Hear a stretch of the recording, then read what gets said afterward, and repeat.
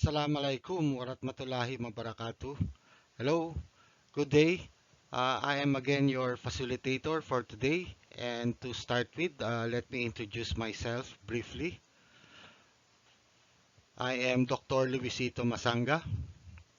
I have 34 years corporate industry experience in facilities and administration management, marketing management, project management and services, construction, energy conservation management, occupational safety and health, and security management. With regards to my academic experience, I have 11 years in management and marketing program that is both in graduate and undergraduate programs, well versed in research activities. I am also an accredited occupational safety and health practitioner of the Department of Labor and Employment, Philippines, Bureau of Working Condition. I am also a certified security professional by the Philippine Industrial Security Association and also a real estate license broker by the Housing Land Use Regulatory Board of the Philippines. Okay, our course for today is about customer service. Again, I am Dr. Masanga as your facilitator.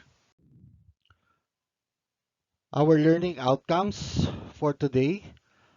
First of all, this course will explain the value of customer service and help our students adopt a service-oriented mindset.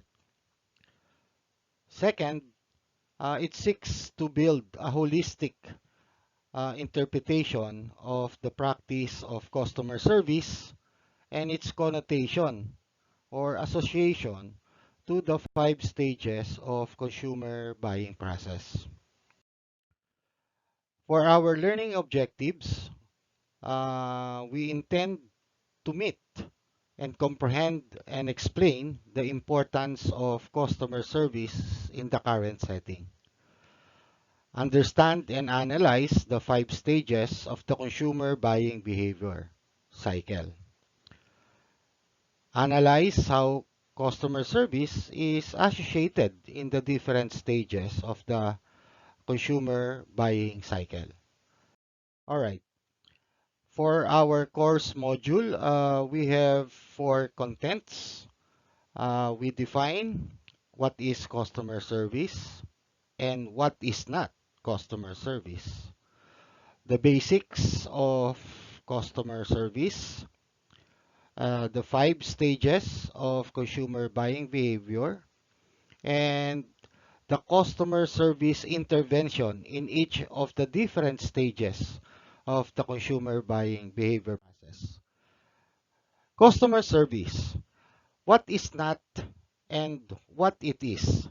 Uh, there are two uh, positive and negative connotation of customer service.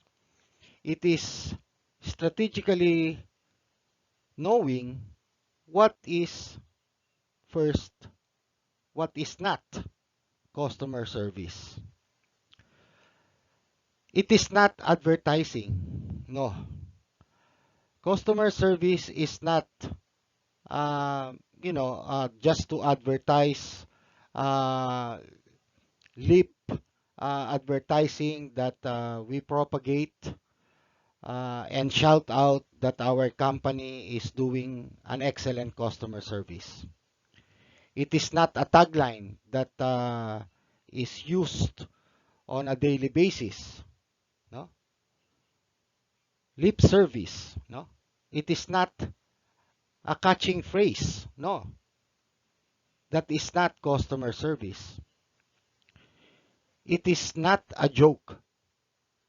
There is no humor when we say customer service. Why? Because customer service is the direct one-on-one interaction between a consumer who is making the purchase and the representative of that company that is selling.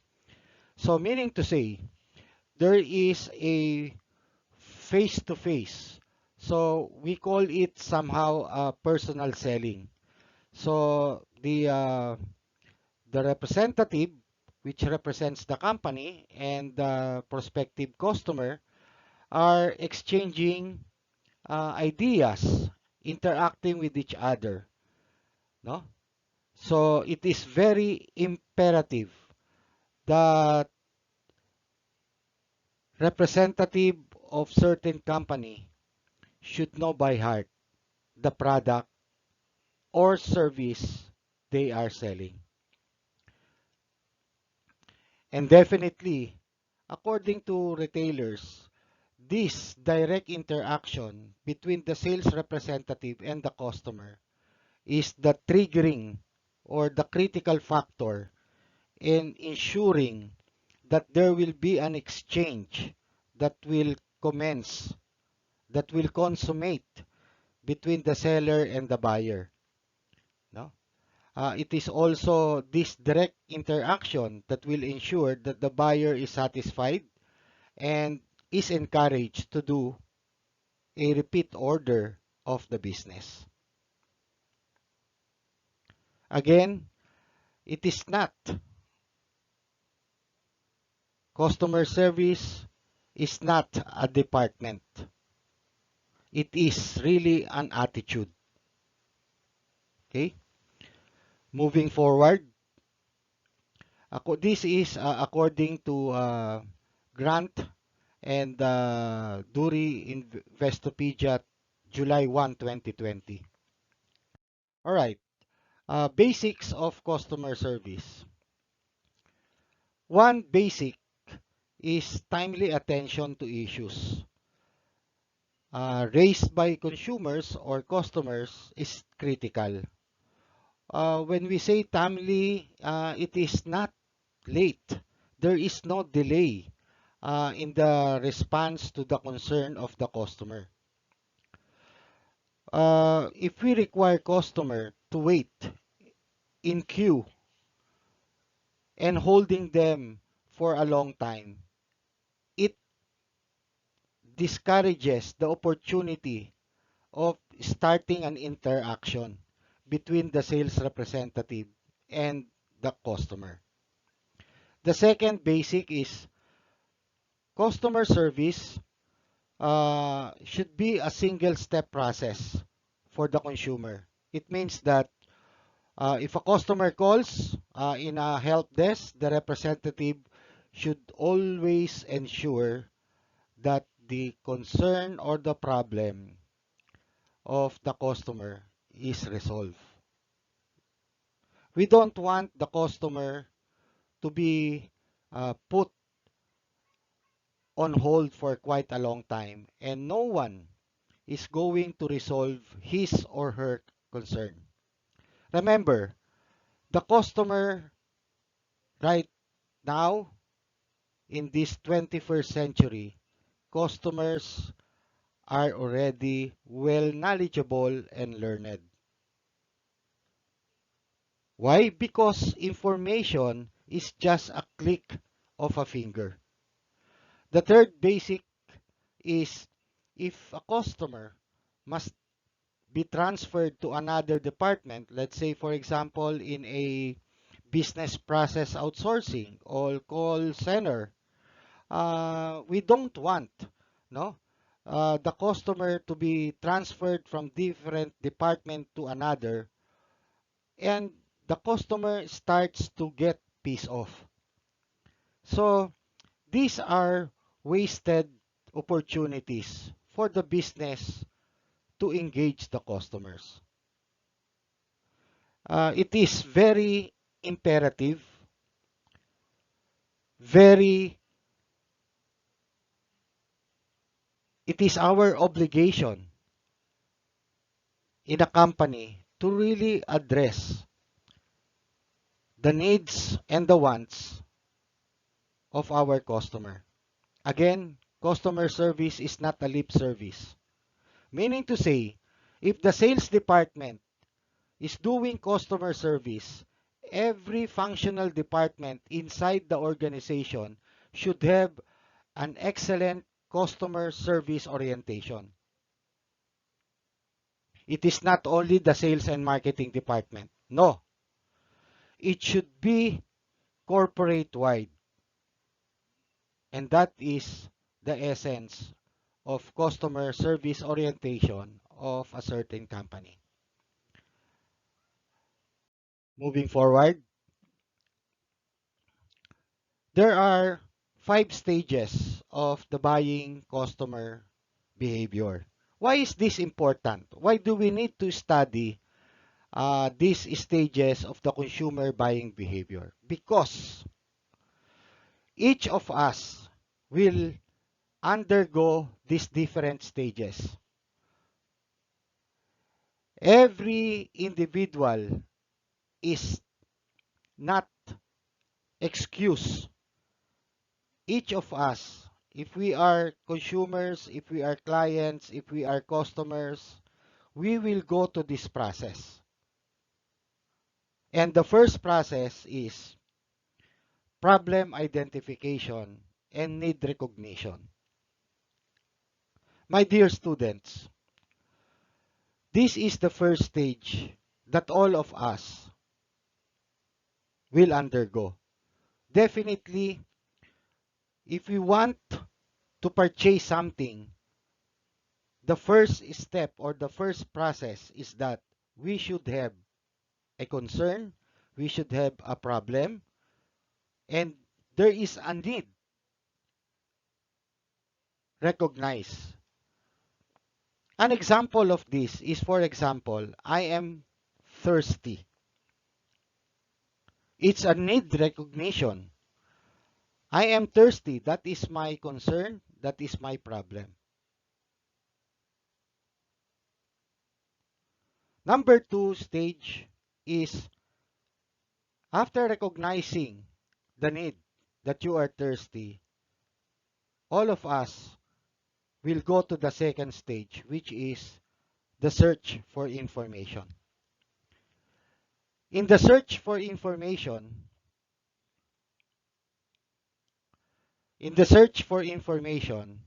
there are now in the 21st century, there are many ways and means to search for information.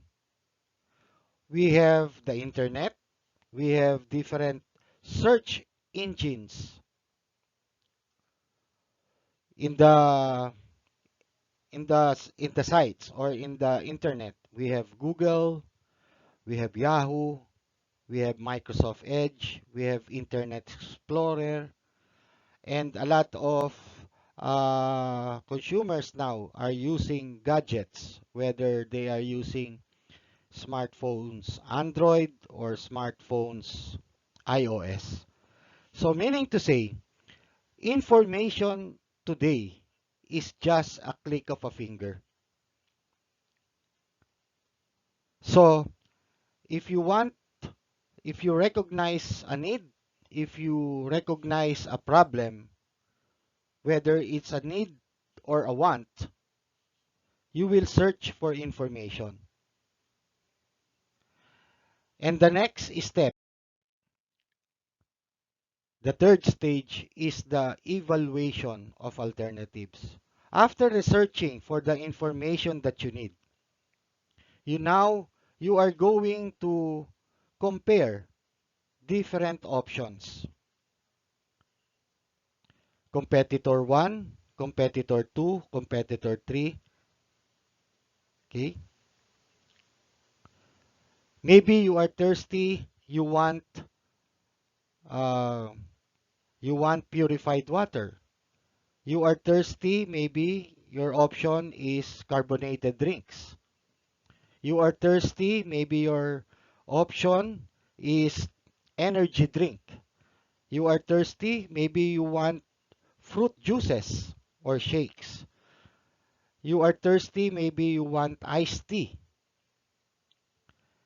So there are many informations and choices nowadays, especially nowadays it is very common that customers should have a choice.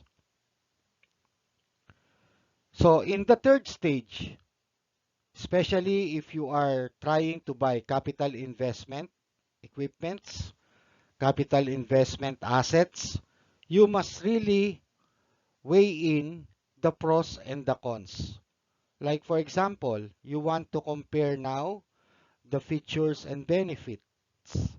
You want to compare some specifications. For example, you want cell phones. You are concerned probably with the camera or with your memory. Okay, it is user friendly. And after evaluating all the pros and cons, these alternatives, you made your research, you evaluated, okay, especially the pricing, okay, warranties, after sales service. What about the terms of payment? Is it cash? You can use the credit card. You can use a debit card. You can use a check. So these are the things, no? That is why it is very important for a sales representative to understand the product they are offering to the customer, because that product that they are offering is the solution to the problem of the customer. The customer will not patronize your product if it will not solve the problem or concern of the consumer. So it is very important and essential for a sales representative to know by heart the product they are offering. And there are three levels of product. The core product, which is what the product can offer the consumer. This is the core benefit of the product. And after the core product, we have the actual product itself. The actual product is tangible. You can hold it. But the core product is intangible because that is the benefit that the product is going to attain, going to achieve. The actual product is the tangible product that you are offering. It might be uh, a home appliance, but that is tangible. In the tangible, that includes the quality, that includes the brand, that includes uh, the packaging of your product. So the sales representative should understand by heart the actual product. And of course, the last product is the augmented product.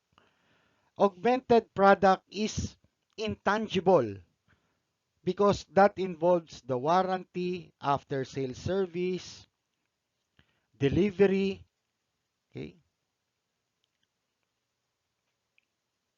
So these are the things. So it is very important and very advantageous to the sales representative to know by heart these three different levels of the product. And now we go to the stage number 4, which is the purchase. Now, the customer, through your direct interaction, you explained, all right, you explained the totality of your product from the core, from the actual, from the augmented. And the customer now is really 100% convinced to purchase the product. And that activity, closing the sale, is really a revenue for the company. That is why in customer service, it is very essential to train our sales force about product knowledge, because that is very essential. That is the heart that will pump blood to our human system. Okay, and after the purchase is the purchase. Of course, after the post-purchase comes uh, different activities. No? The customer is going to try the product. We don't know whether the customer is going to be satisfied. And after the customer is satisfied, we will have a positive experience. The customer will have a positive and, you know, everlasting experience to the product that was used. Okay. And the next module will be what are the customer service interventions for each of the different 5 stages. In the need recognition and problem identification, it is very imperative that the product or service is the solution to the product of the customer. Meaning to say, in customer service, if you are the sales representative, you are representing, you are the ambassador of the company, you must see to it that in your mindset, the product you are offering will be of great value to the customer because the product you are offering is a solution to the concern of the customer. You are proud of that product. And once you are proud of your product, it is now embedded throughout your system. And you are proud of what you are doing. You are proud of what you are selling. And the customer will feel that aura that you are projecting to them, that you are proud, you are honored to sell this product to them because it is a solution to their problem. So, as far as customer service is concerned, the intervention is this. In personal, face-to-face selling, you must 100% know your product. You must 100% be proud of your product because your product is a solution to the problem of your customer. Number 2, in the search for information, what customer service should be augmented in this stage? When the customer is in this stage, make sure that our company website is updated. Make sure that our company website is user-friendly and very easy to navigate. If your website is not like this, please rectify so that it will be updated. Meaning to say all the comments should be reviewed because in the comment section, there is a story that the customer is trying to tell us. And this is an opportunity channel to us. There should be data analytics in our social media platform. How many likes, how many dislikes. In the comments, what are the endearing comments being shared by our customers. And we need these comments as a platform, as a jumping board so that we can improve our weaknesses. And through these comments, it could be our strength for the areas of improvement. Number 2, they should find all information about your brand and product easily. In the website, no? All our product offering should have a comprehensive information, specification, pricing, the benefit, the features, and benefit. No, so, uh, in most companies, sales force are being taught of the features and benefits strategy aside from product knowledge. So these are the things, no, that we can give to our customers once they are in this consumer buying stages. You know, students, you know, guys, if any one of us does not undergo the consumer buying cycle, it is called an impulsive buying because we did not underwent the stages. Impulse.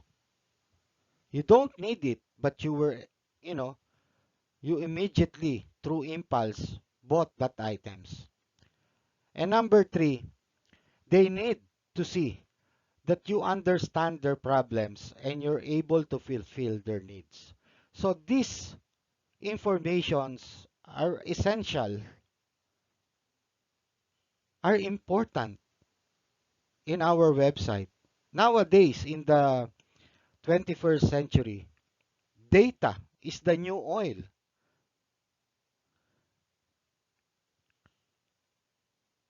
What do I mean by that?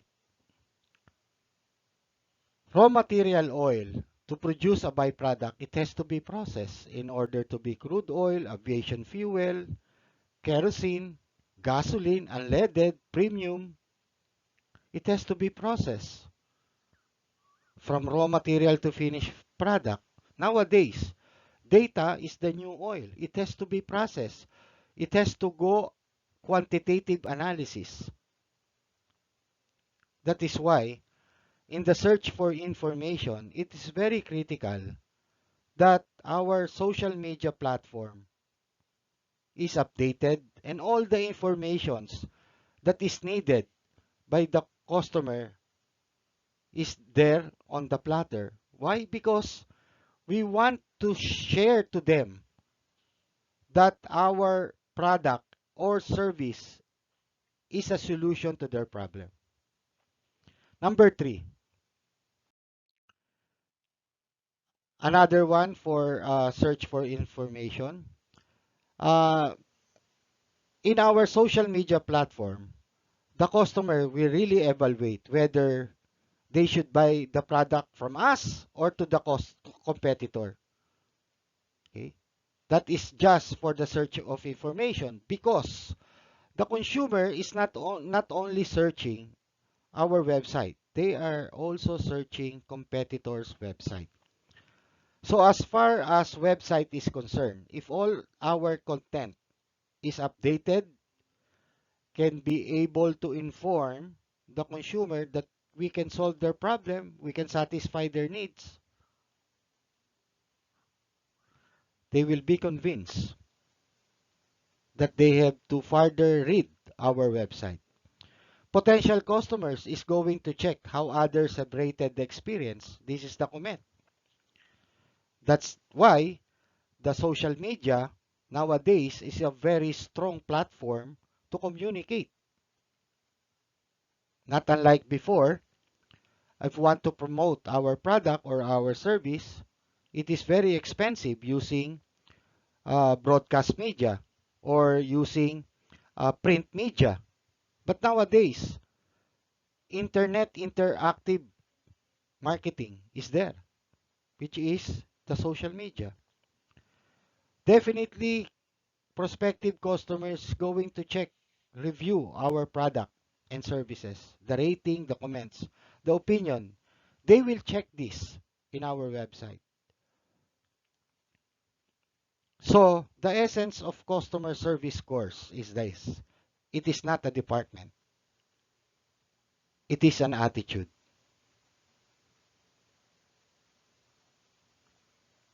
And this customer service does not emanate only in the sales and marketing department. It has to go company-wide, top down, from top management, middle management to lower management, down to the ranks of the staff and the rank and files. It is company-wide, including our utility services, our security services. That our company, XYZ company, is really a customer service company. So, we are talking here of customer experience. We want to give our customers a positive customer experience and not a negative one. We want to be, to gain that our customer service is rated exceptional, the cream of the crop, the top gun. And then moving forward, evaluation of alternatives, they will know. They are going to search, really compare what are the benefits of our product as compared to the competitor. Because information is just a click of a finger. We have gadgets, we have Wi-Fi's, we have data, we have social media, and they will compare that.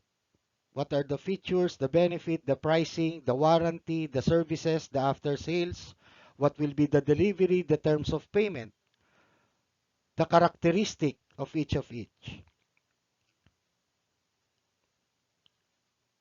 So, it's really a competition when it comes to customer service.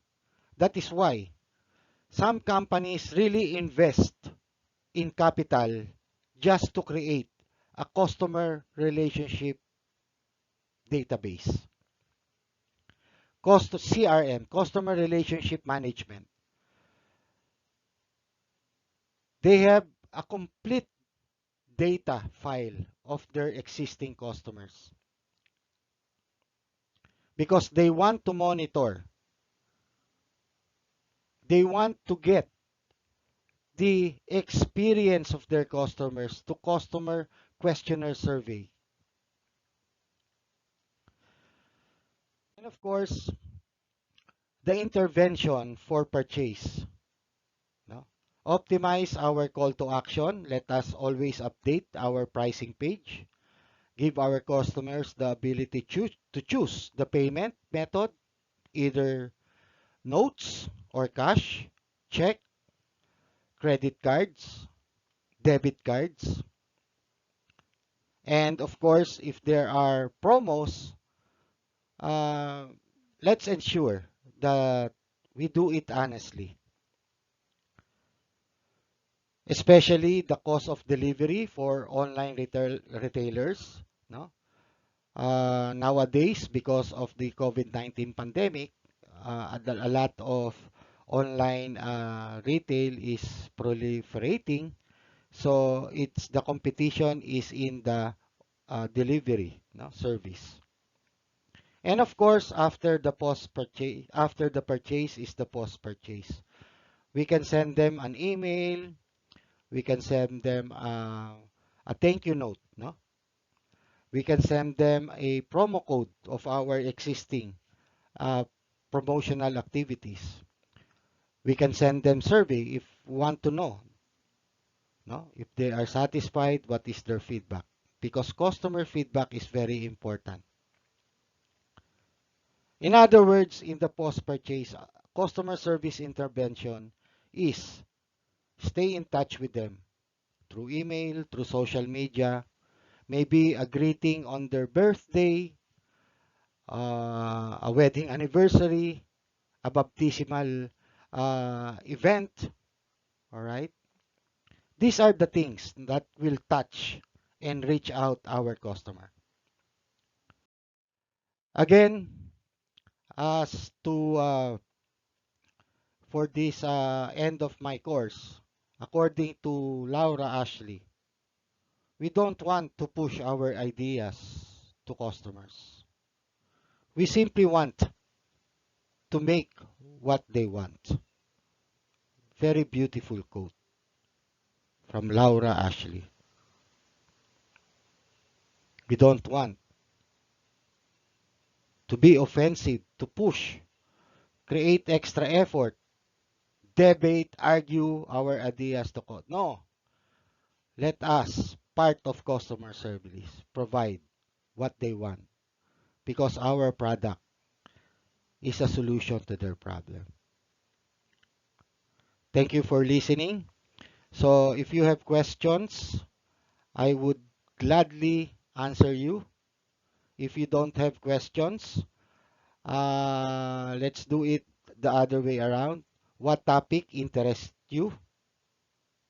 What topic struck you? And then let's discuss and let's change ideas and create an interactive discussion. Thank you. And for your assessment, this is called a summative assessment through an essay form. A simple instruction, you are going to use an APA format. You are going to write an essay, American Psychological Association. No? You are going to write an essay, 250 words. You can follow that link below or beside so that you can familiarize yourself in writing in APA format. And the question is this: what is your opinion about the statement that the customer is always right? Do you agree or disagree? Cite your justifications and situational examples. Thank you very much, and I hope to see you in other courses again. Maasalam.